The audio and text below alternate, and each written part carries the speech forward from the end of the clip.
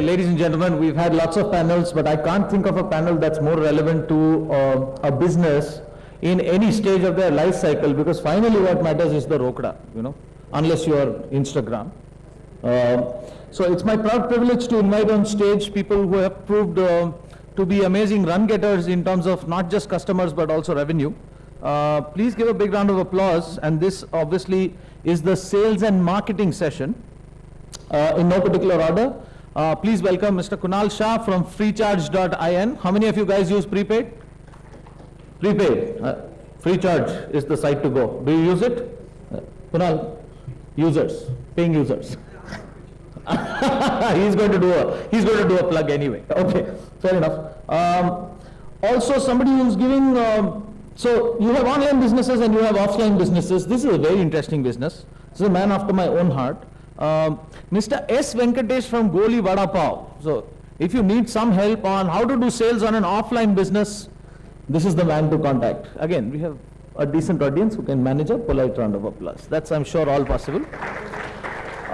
It's always a good idea to applaud post-lunch, because otherwise you go to sleep. See, these kind of environments, if you had a heavy, the AC is on, it's cool, there's something intellectual going on, it's very difficult to keep your eyes open. So please keep applauding at regular intervals. No, applaud. I said applaud. Okay, anyway, some kind of action just to keep your eyes open. Again, another person who has revolutionized doctors' practices. Entrepreneurs will shamelessly plug their businesses. There is no shame in marketing yourself. Please welcome on stage Shashank ND from Practo. He's going to explain a little bit more about his business. Shashank from Practo. Everybody's clapping. What? Shashank is sleeping in one corner of the auditorium.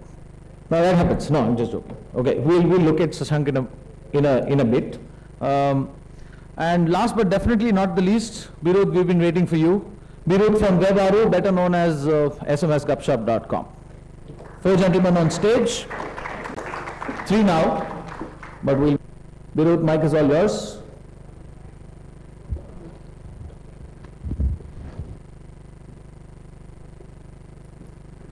Welcome everyone, thanks. I know these after lunch sessions get really difficult, so you guys must be, they say entrepreneurship is all about the most persistent, the most motivated, and so on. So, in a way, it's an attrition game. If you last through the end of the day and are still paying attention and still absorbing, then that's one lead indicator that you'll be a successful entrepreneur, for what it's worth. Yeah. Okay. All right. We got our last panelist here. So, okay. So we'll, this panel is about sales and marketing. We have a few, we've discussed a few things that we want to share with you guys, and of course, we'll open it up to Q&A after that as well. But if you feel the real need to, seek a clarification or interrupt in the middle, please feel free to do that. We'd like to keep it interactive and as open as possible. So why don't we kick it off a little bit with introductions. I'd like each of the panelists to tell us a little bit about what they do. And one of the things we talked about earlier is, look, we'd like to keep these, when anyone's speaking, keep it short, keep it punchy, keep it very quantitative or metrics driven. Hopefully that gives you a much better sense than just general gyan, if you will. So we'll try to do that. So if I can ask everyone to just introduce your companies, in particular, what's your product? What's your business model? Are you funded? How much funding have you raised? How many employees? How much revenues, if you can share, and if you're profitable, that'd be great. Can you guys hear me?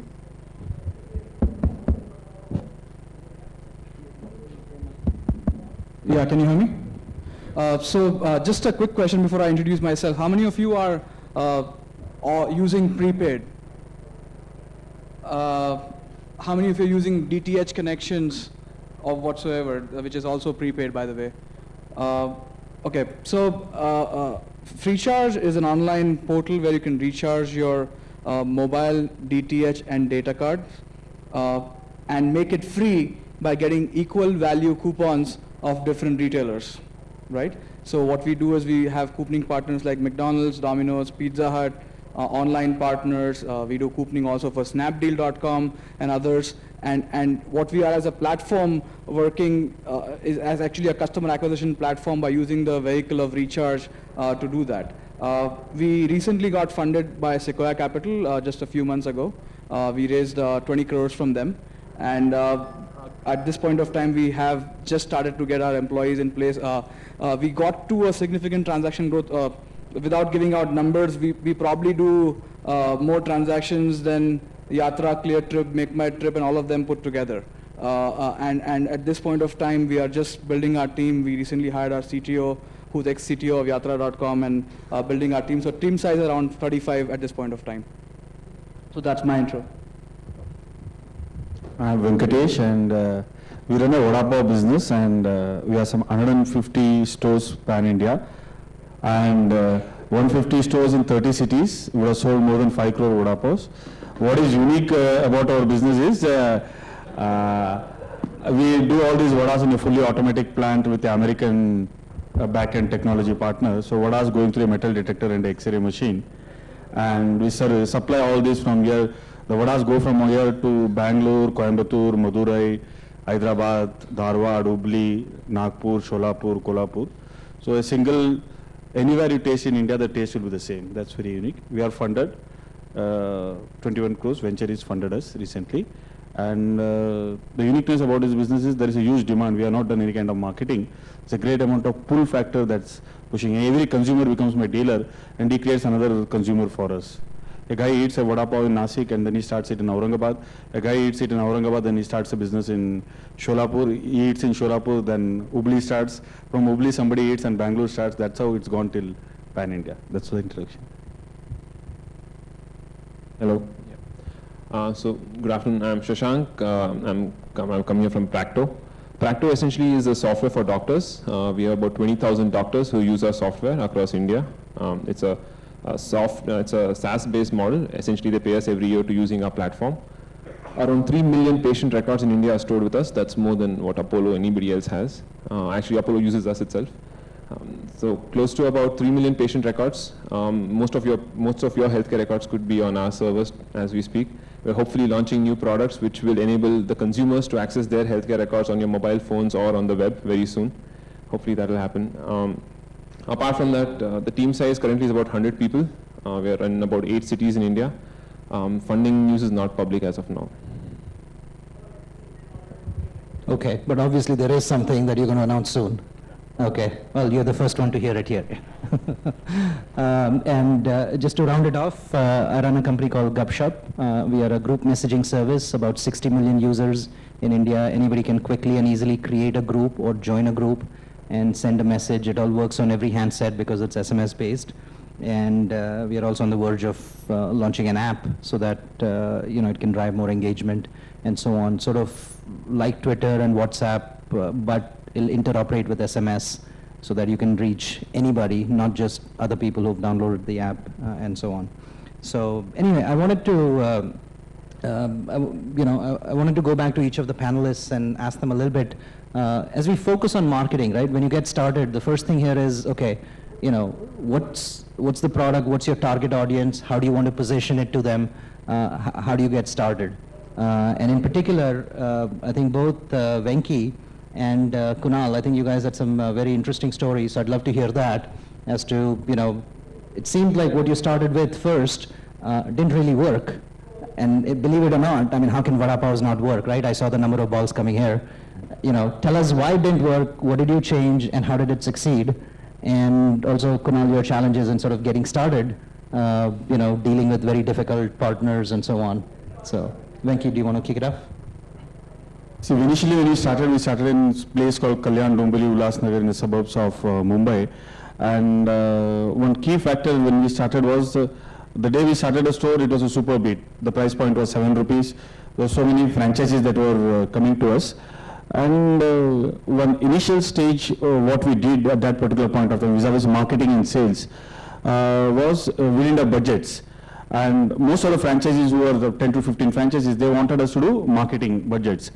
At every stage of business, an entrepreneur cannot say, if he's in consumer business, that I can't do marketing. There should be some amount of marketing, some amount of buzz that has to be created. So at the starting stage we did, there was a railway station outside our store in Kalyan, Dombili and Ulasnagar. So the announcement used to go something. Every day there somebody used to get missing, and somebody from our office would go and tell the announcer that so-and-so is got missing, Tunnu is got missing and is available at Goli Vada Pav store, please ask his mother to come and see. This kind of announcement used to create a lot of buzz in the railway platforms, and that is to drive the consumers. Now, we found it, we didn't have money and there was a huge pressure. So Tunnu marketing was one that we did. The second marketing which we did was the Goli Ganpati. We created a huge Vada Pav, and on that we used to pay Ganpati. And every Ganpati bundle in the local area, we created a CD, with local Marathi music and all. Like Ket Gaye Baba, Bazar Gaye Ma, Garam Garam Goli Tu Kaile Babua. And all sorts of funny things.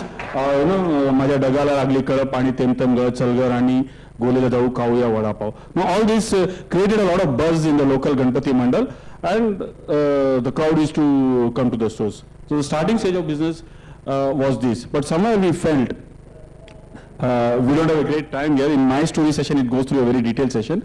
We found that the price point which we were getting in Mumbai was very low for a Vada Pav, and the margins were getting squeezed on. And we were looking for a consumer who would like to buy Vada Pav at a little higher price, beyond 7 rupees. And we were trying too much focus to sell Vada Pav in Mumbai, and the consumer was not willing to pay higher price. So somewhere we felt this beautiful sentence, would Domino's and Pizza Hut would have sold pizzas in Italy or outside Italy? And suddenly we realized there's a huge market for Goli Vada Pav, maybe outside Mumbai and Pune, and that's why we started expanding to Nasik, Aurangabad, Bangalore. Suddenly Vada Pav being started selling at 20 rupees, 25 rupees and 30 rupees. It became a profitable business. So that's how the whole thing happened.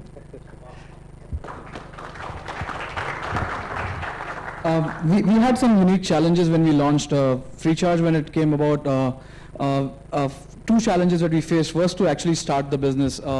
First of all, to get the operators to agree to be on our site. Second, to get the couponing partners to come on the site. So basically, we had just an idea and the challenge to face. So operators were a tough one because they didn't want the product to be really discounted, although we were not discounting their product, but they were thinking of us as a way of undercutting their recharge services, which kind of disrupts the channel that they already had, which controls 99% of their business. So they were not very comfortable to give us the connections initially. And in fact, after our launch, we took 9 months to launch our site, actually, to get all the approvals and get all the site and technology ready. But even then, we did not get the top 3 operators on our site for the first 4 months of our launch. But that was a challenge that we faced. The retailers were having a tough time to believe that their target customer is prepaid. By the way, 95% of the country is on prepaid, right? But none of our retail partners wanted to believe, because people who sit in the boardroom meetings are not the guys who are on prepaid, and they could not think that their customers could also be on prepaid. So we had a tough time to get them on board. We started only 2 couponing partners, which is McDonald's and Barista. We went live and we had them for pretty much 3 months as our sole couponing partners initially. The challenge we faced with operators was resolved by a customer really helping us to reach out to those operators initially. So there's an interesting story around this. First was getting customers also on board. Most people thought we are a fraud site. When it comes on the homepage, ke recharge free ho raha hai, so first impression is it's a fraud. So we had a Facebook profile that we had created of a person called as Neha Singh, which was a fake profile, which had a decent looking photograph, and she managed to get 5,000 friends in less than a month's time, because it's very easy to do that. And Neha used to post about our health regularly and other things, and one fine day when we were ready and to our beta testing, we said, hey, let's have Neha talk about this site to so many helpful friends. And she says, hey guys, have you seen freecharge.in? It's a pretty cool site. Has anyone tried it? She got 200 odd responses. 198 were, ये site fraud है, ये card लेके भाग जाएंगे, ऐसा कुछ करना मत, आपको डैश बना रहे हैं and all that, right? And 2 positive responses. That was me and my other employee who was working in the office and writing about it. And we were literally shocked कि यार अब क्या होगा, ये तो डूब गए. But then we realized in 2 days it's a good problem to solve. because people think that, yeah, this is for real, and if you can get that going, that could be interesting. So that's how we had faced us, and we focused a lot on social and really got a lot of initial traction going. And when there's a story that Airtel was not on our site for almost 4 or 5 months, and users used to email us, come on our Facebook page and ask about when is Airtel coming on board, and we're like, guys, we cannot help it. Why don't you take their Twitter handle and their email address and ask them about it? And close to 1,000 odd responses went to them in less than 5 hours time, and next day we got a call from Airtel, and next day we had Airtel live with us. So that was our set of challenges. Shashank, how did you get started, and how did you get the first 10 doctors or 20 doctors to start using you guys? So yeah, this was a funny thing. We actually started in college. So we were in our final year of college, and we were kind of bored, and we didn't know what to do. We opened Yellow Pages and said, whom can we make software for? And we went through the list, and we found out doctors are the culprits because they don't treat us well, and so on and so forth. And I just remember just opening the Yellow Pages and just going through the list and just saying, hey, this is the one I want to talk to. And opening up dialing the number and talking to the particular doctor. We went to the doctor, and we had to look very old. So I had this beard come out. I had prepared for a week to be taller and wear formal clothes and all that, and went to the doctor and tried my level best to promote the brand. And then what I realized? I realized that the doctors actually wanted me to be a student. So when he came to know about me, he subscribed to my product. So he actually, when he came to know that I was a student and I was actually doing this from my college, he liked my story. So that's when I realized that it's actually good to be true. And I went out there and started blasting emails to doctors saying, hey, you know what, we're students. And we created this whole buzz around this whole story that, we're students and we're doing this and we're so fascinated by healthcare. And that's how we got an initial buzz going around. And luckily, what we were trying to hide was actually one of our strong points. And doctors started calling us up and started talking about it. The other good thing that we did initially, which I remember, was that the doctor community had these trade shows which happen. And in these trade shows, all the people around the trade show are all veterans of the industry. 20 years of experience, 25 of experience, white hair, and really old. And we were the young kids standing out there, and nobody used to come to our stall. So we put a sign up there saying free internet. So when we put a free internet board out there, we suddenly saw a huge set of customers coming in and saying, free internet, yeah, free internet, please have a seat. And then once they finish their browsing, we're like, we have a product also. We also have an internet-based product which you can use. And that's how we started creating the buzz out there. These are the couple of stories which I can remember about marketing initially. But apart from that, we were bootstrapped, so we didn't have a marketing budget like you mentioned, which people need. Yeah, and I think for us as well, at least when we kicked off Gupshup right in the beginning, we had a zero marketing budget, and for the longest time, in fact, to date, we haven't spent much on advertising at all, but it's all been viral. In fact, we told our 100 employees to set up groups, and half of them didn't even listen, but the other half that did sort of invited maybe 20 of their friends each, and so by the end of the month, we had 1,000 users. And many of them then started their own groups, which then invited people, and the second month later it was 10,000 people, and then 30,000 and 100,000 people, and so on. So viral, if you think about it, right? I mean, in India at least, the web wasn't too big, and to drive viral, the medium just wasn't there. But with mobile being as ubiquitous as it is, with everybody having it, I mean, that's a very powerful platform to launch viral services. So I do expect, I think viral marketing will continue to play a big role. So anyway, going further, the next question I wanted to ask is, okay, so you got started. How do you scale and systematize some of your marketing efforts, right? In particular, what channels did you find to be effective? How do you even know that it's effective? What's working, what's not working? And there are two metrics in particular that I'd like each of you to focus on.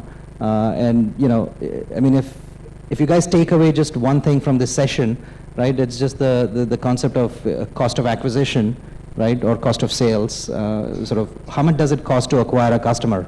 Okay, and on the other side, the other metric is the customer value or lifetime value, as it's called sometimes, right? How much is the customer worth?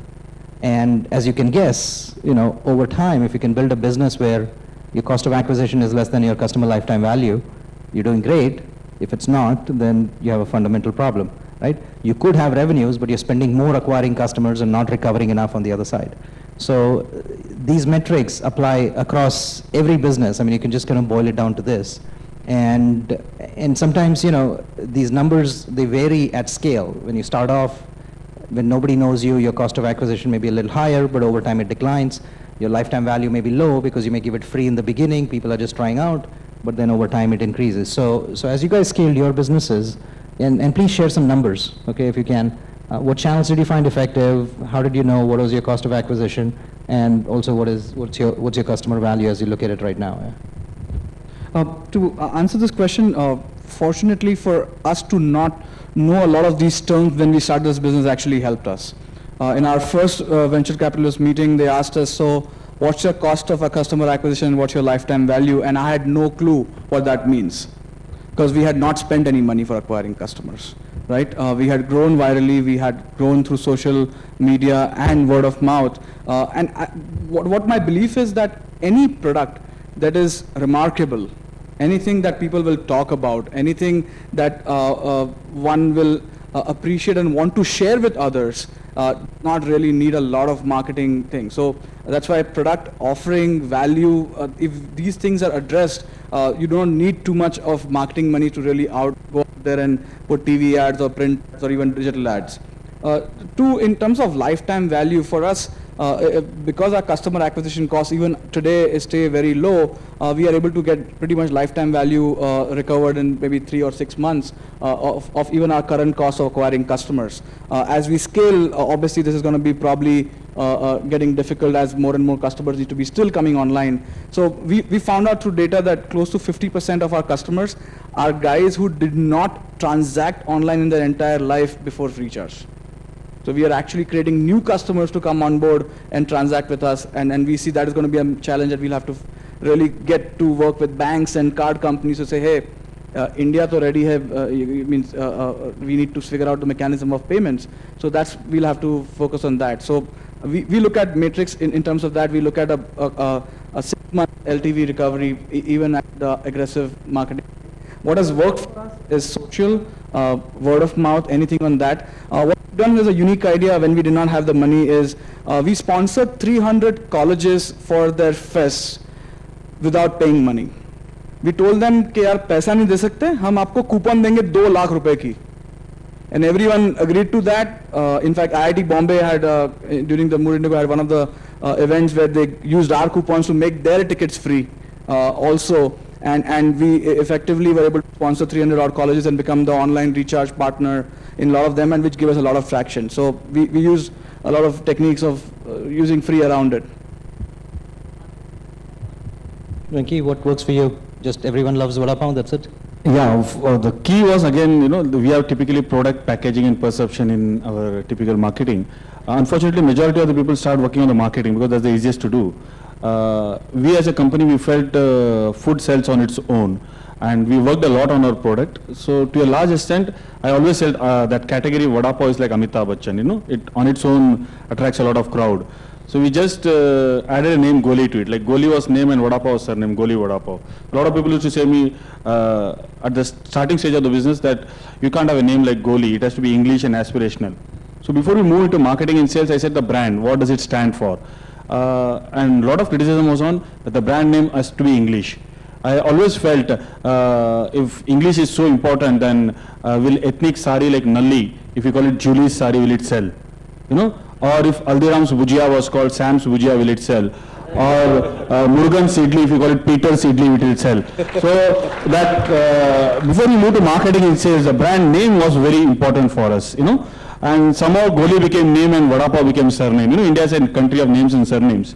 You know, Thakurs, Ayers, very important. So we said, let our name be Chotu and the surname be big. So somehow it became very beautiful for us. So that naming ceremony brand Goli Vada Pav. Afterwards, we went through a phase of shifting our business from Mumbai. We were bootstrapped, there was no money, some political issues happened, and we had to move out of Mumbai, and there were 50 odd stores, and franchisees were there, they were not very sure, company kab tak chalega, band ho jayega. Vendors were very skeptical, अरे 3-3 महीना पैसा नहीं देता क्या हो जाएगा, no? Typical employees were not very sure, 2-2 महीना पगार नहीं देते. So we felt that as a company, I used to go and talk to our vendors, डरो मत पैसा आ जाएगा. We used to tell franchisees, don't worry, no? We'll run. But after some time I realized more than branding to get consumers, those consumers were coming, there was no problem for us. The real key was that credibility issue, and that's when TIE happened to us in a very big way, and that forum which happened at TIE led to a lot of funny events, you know, like Vada Pav Meets Tata became a blog, and somebody told me, Sanjay Mehta, my friend here, he said, Venki, you should start writing blog, you know, people will notice because your stores are going beyond Mumbai. So I was not very comfortable with the technology. Then I started writing blogs like Vada Pav Meets Tatas, Narayan Murthy succumbs to the temptation of Vada Pav, Vinita Bali I saw eating Vada Pav, so Britannia eats into the Vada Pav story, something. And a lot of buzz started happening on because of the TIE event, and suddenly I discovered YouTube as a channel where I could complete that the story of the Goli Vada Pav. So a franchisee somewhere used to eat a Vada Pav somewhere in Bangalore, a single, and a consumer, and then they used to say, what is this Goli all about? They used to go back to Google and search, and Google became our biggest marketing friend. And suddenly on YouTube there were some 50 odd films, blogs were there. Sanjay Mehta created Vada Pav Cutting Chai Plus Amchi Mumbai is equal to awesomeness on Facebook, and we created Goli Gyan, you know, for the youth who is into Gyani IIT IIMs, you know. We created Garam Goli for the youth who is into Bipasha Karina. And we created a lot of these things around the youth forum. So somewhere whatever we did on the digital thing, a buzz was created and the brand got built. So like I said, the brand was Goli. People say, what is Goli all about? We said Vada Pav Meets Tatas with Ratan Tata's photo. This is Goli, you know. The youth who eats Vada Pav in Mumbai always gives Golis. And somehow the connection happened very, very beautifully. Like I said, platform number 4 की गाड़ी platform number 6 पे जा रही है, कृपया यात्रियों से निवेदन है कि प्लेटफॉर्म नंबर 6 पे चले जाइए. Have you heard this in Mumbai? And Vada Pav was born in Mumbai. Suddenly we played this platform number 4 की गाड़ी प्लेटफॉर्म नंबर 6 पे जा रही है, कृपया यात्रियों से निवेदन प्लेटफॉर्म नंबर 6 पे. In Coimbatore or in Bangalore, the guy eating Vada Pav could connect with it. I saw a guy eating Vada Pav in Bangalore, he had tears in his eyes. He could connect with this sentence. So all these small things that we created around that thing, instead of spending money, helped us in consolidating our brand. That's what I want to do. You know, I'm really curious about some metrics about Vada Pav consumption in India. What's the average number of Vada Pavs consumed by your customers? What's the frequency, you know? How many Vada Pavs per order do they consume? Is it in groups or individually? What is it? See, what is happening is that from what we see, we are selling something like 75,000 pieces or 1 lakh pieces per day. We would have sold more than 5 crores Vada Pavs as of now. Bangalore alone has got some 30 odd stores. Coimbatore has got some 4 stores. Hyderabad has got some 6 stores now. And within Maharashtra, 70. So as far as the metric goes, I find that around Bangalore, every store would be around 600 consumers coming every day. That's the kind of thing. And how much each of them would be taking, that's a different, I don't have the... Now, on behalf of the audience, I'll just request that because TIE was instrumental in getting your launch going. I think, and many of these audience have never tried, I haven't tried a Goli Vada Pav, so maybe if perhaps you might want to just share, do some focus group testing here. What do you guys think, yeah? Would that be useful? Okay, all right. Yes, I think today also somebody is going to come in. Yeah. All right.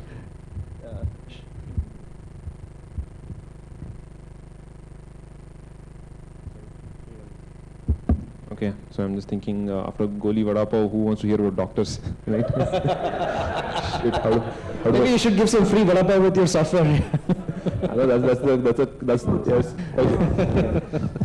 Let me try beat it. Okay. I think one of the key, which I think going back to the question which you mentioned, was the metrics. I read a blog, right, when I was starting off, that if you're selling SaaS to a small, medium-sized business, you're in a startup graveyard. Don't do it.